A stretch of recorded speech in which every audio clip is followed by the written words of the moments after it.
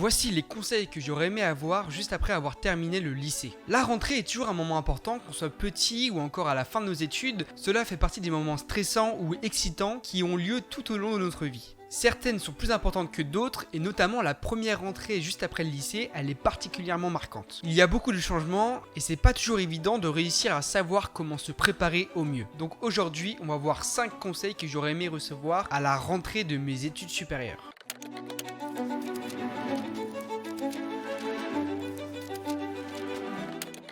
Moi c'est Mathias, je suis en études de communication marketing et sur cette chaîne YouTube, j'essaye de conseiller, aider les étudiants et en même temps partager mon parcours entrepreneurial ou même mon parcours d'investisseur par exemple pour montrer que l'on peut entreprendre tout en étant soi-même étudiant. Donc j'ai effectué en septembre 2024 ma rentrée en tant qu'étudiant en communication marketing dans une école et le moins qu'on puisse dire c'est que j'ai connu quelques galères. Je vous renvoie à cette vidéo là si vous voulez savoir un peu pourquoi et comment j'ai eu des galères. Aujourd'hui je ne vais pas trop rentrer dans le détail, juste pour vous expliquer que moi j'ai eu quelques problèmes lors des premiers mois de ma rentrée. Aujourd'hui je me positionne pas du tout comme la vérité absolue sur les conseils que je vais prôner, mais simplement un partage authentique sur mes ressentis d'étudiant qui a vécu une rentrée assez récemment. Comme d'habitude, bienvenue sur mon diaporama. Bon, j'ai appelé ça les conseils d'avant-rentrée. Le premier conseil est installe-toi un cadre et une organisation. Les premiers mois sont quand même assez troublants entre les nouveaux cours et parfois même un job étudiant, je vous renvoie à la vidéo précédente. Il est très facile de se sentir débordé, voire même submergé. Donc pour moi, c'est pour ça qu'il est important de, dès la rentrée, mettre en place un système clair pour organiser son temps. Ça peut être, comme on voit ici, un agenda papier ou alors une application comme Google Agenda, ce que j'utilise moi personnellement au quotidien. Je vous mets par exemple une semaine de mon agenda type que j'ai fait cet été,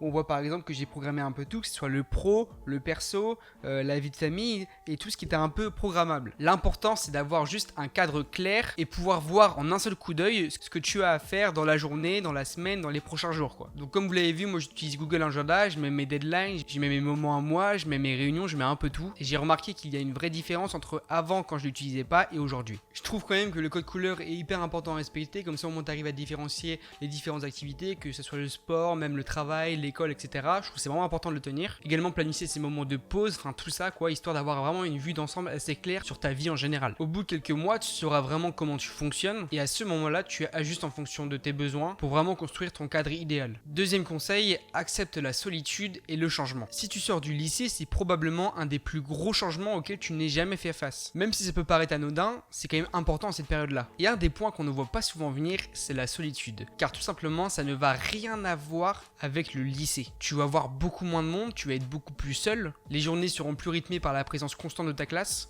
Et même ta famille, tu risques de moins la voir souvent si tu pars étudier ailleurs que dans ta ville natale. Certaines personnes ça peut très vite, je dis pas, mais c'est vrai que de mon côté j'ai eu un peu de mal, surtout avec mes galères en début d'année, et je sais que j'ai d'autres potes et d'autres amis qui ont eu un peu plus de mal. Après il existe également le contraire, j'ai des amis qui eux se sont super bien adaptés, et franchement c'était vraiment même un renouveau pour eux. Mais c'est vrai que tu peux ressentir une forme de vide, ou une forme du coup de solitude. Et c'est totalement normal, ton cercle social change, et c'est important justement de résister, et il faut le temps pour tisser de nouvelles relations et un nouveau mode de vie. Quelques conseils que je peux donner, c'est continuer à entretenir des liens réguliers avec tes amis proches, avec ta famille, n'hésite pas à envoyer des messages, à les appeler, quoi que ce soit. Le week-end quand tu rentres, force-toi, même si t'as pas trop envie, à sortir, à organiser des trucs avec tes potes et tout, c'est ce que j'ai fait toute l'année, ça a super bien marché. N'hésite pas également, ton école organise souvent à mon avis des soirées, des événements, le BDE peut-être, donc faut pas tomber non plus là-dedans pour rater tes études, mais au moins tu peux peut-être t'en servir comme matelas social. Et enfin, profites-en aussi pour prendre du temps pour toi. À cette période-là de la vie, on n'a jamais été vraiment tout seul et on n'a jamais vraiment appris à vivre tout seul. Et c'est vraiment ça aussi le passage à l'adulte, c'est que là vraiment tu apprends à vivre tout seul et tu peux t'en servir pour même aimer être un peu seul. Par exemple, moi cet été, c'est la première fois que je suis entre guillemets autant seul car j'ai mon alternance et je continue à travailler dans la ville où j'ai fait toute l'année et tout le monde est rentré dans ma ville natale. Et j'appréhendais beaucoup ce moment-là, mais aujourd'hui c'est vrai que je me suis plutôt bien adapté. Donc la solitude n'est pas forcément négative, elle peut aussi être un moment pour te recentrer et travailler tes projets. Donc en résumé, ce changement peut surprendre mais il fait partie du jeu et c'est aussi dans ces moments que tu apprends à être autonome et à te connaître vraiment. Entretiens ta forme physique et ta forme mentale. Souvent, quand on est au lycée, au collège, on fait un sport d'équipe, pas d'ailleurs, mais c'est vrai qu'on a toujours été habitué à faire quelque chose en dehors, une activité extrascolaire. Quand on change de rythme de vie, c'est vrai que souvent, ça peut s'accompagner d'un manque d'activité sportive. C'est ce qui est arrivé pour moi. J'ai fait 8 ans de football du collège jusqu'au lycée et depuis mes 7 ans, je fais du sport. Et cette année, quand je suis rentré, j'ai dû arrêter parce que je savais pas trop comment j'allais être, etc.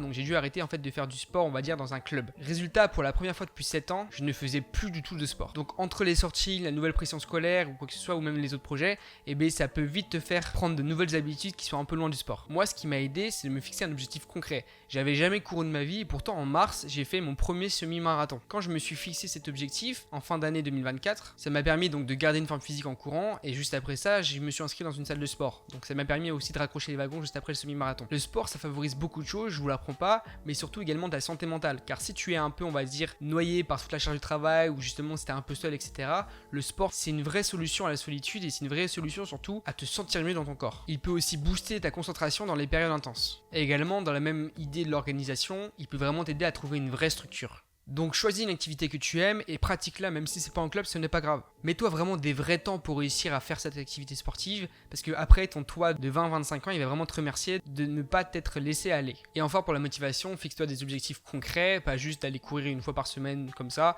va jamais tenir. Le sport, c'est un vrai investissement surtout pour ton corps, mais également un vrai allié quand il faut tenir la pression en cours ou ailleurs. Garde en tête tes objectifs initiaux. Rappelle-toi pourquoi tu es là. Peu importe ton domaine, il y aura forcément des périodes creuses, c'est évident. Des matins où tu as préféré dormir qu'aller en cours, des soirées où tu as préféré sortir que réviser, et c'est normal, et même tu dois avoir ces moments-là. Mais comme toutes les bonnes choses, si tu en fais trop, ça peut te faire louper pas mal de choses. Donc pose-toi toujours cette question, pourquoi j'en suis là et pourquoi je fais ça? Il faut toujours garder tes objectifs en tête. T'as un doute, c'est simple, tu reprends pourquoi tu fais ça, pourquoi tu as commencé ces études-là, et après ça va pouvoir justement te ramener sur entre guillemets le bon chemin. Moi, un truc qui marche bien sur moi, c'est d'écrire les trucs comme ça, quand j'ai des doutes ou quoi que ce soit, je pèse les pour, les contre, et ça me permet de vraiment réussir à me recentrer sur pourquoi je fais ça, pourquoi je fais pas ci, etc. Et c'est vraiment utile. Demande-toi si c'est des vraies baisses de motivation, si c'est passager ou pas. C'est comme ça qu'écrire te permettra de poser vraiment les choses et pas juste faire ça dans tes pensées. Ce qui peut aider également, c'est d'en parler à tes proches, forcément, à tes amis, d'avoir des conseils, des avis extérieurs. Ça peut toujours aider. Savoir pourquoi tu es là, ça ne va pas tout changer du jour au lendemain, mais ça aura le mérite d'au moins te donner la force dans les moments de doute et les moments d'inertie. Enfin, le dernier conseil, ça va être profite de ton temps libre pour progresser. Pour moi, s'il y a un conseil à retenir, c'est vraiment celui-ci. Les périodes où tu as le temps sont en or, d'autant plus à cette période-là. Ce sont vraiment les meilleurs moments pour te former en perso, apprendre de nouvelles compétences ou lancer de nouveaux projets. Tu es jeune, tu as pas vraiment de responsabilité et tu as plein d'idées à la tête. Donc que ce soit du développement personnel, de l'histoire, de la culture G, je sais pas, peu importe, tout ce que tu as investi aujourd'hui te servira forcément demain. Tu as vraiment une petite fenêtre comme ça qui dure, je sais pas moi, peut-être 5-6 ans et cette période-là, tu dois vraiment la mettre à profit pour plus tard. Je sais pas, tu peux commencer à investir, tu peux commencer à monter un projet qui te servira après de métier, je sais pas du tout. Mais en tout cas, franchement, c'est cette période-là que tu dois saisir. Pour moi, c'est la plus importante de ta vie. Je pense que je l'ai compris et je mets tout en place pour pas le regretter plus tard. Donc, ce que tu peux faire, ce que je te conseille, c'est que tu peux te spécialiser dans un domaine, évidemment qui te passionne de préférence, développer des compétences qui te feront la différence plus tard, et évidemment travailler sur toi pour devenir une meilleure version de toi-même et après être plus heureux forcément. Ça peut aller par le sport, également par lire des livres, je sais pas, mais en tout cas, c'est vraiment quelque chose d'utile et pour moi de primordial à cette période. Si tu veux, essaye de vivre cette période comme un nouveau départ. Une étape un peu pour te séparer de l'image du lycéen et adopter un nouveau mindset plus orienté progression. Plus tu investiras dans tes compétences et ton savoir maintenant, plus tu auras de liberté et d'options plus tard. Donc voilà, j'espère que cette vidéo t'a plu. Moi, m'a beaucoup plu et en même temps, c'est un peu la période de la rentrée, donc je pense qu'elle va te servir. J'ai vraiment essayé de réunir tout ce que je trouve d'utile à mettre en place pour toi maintenant.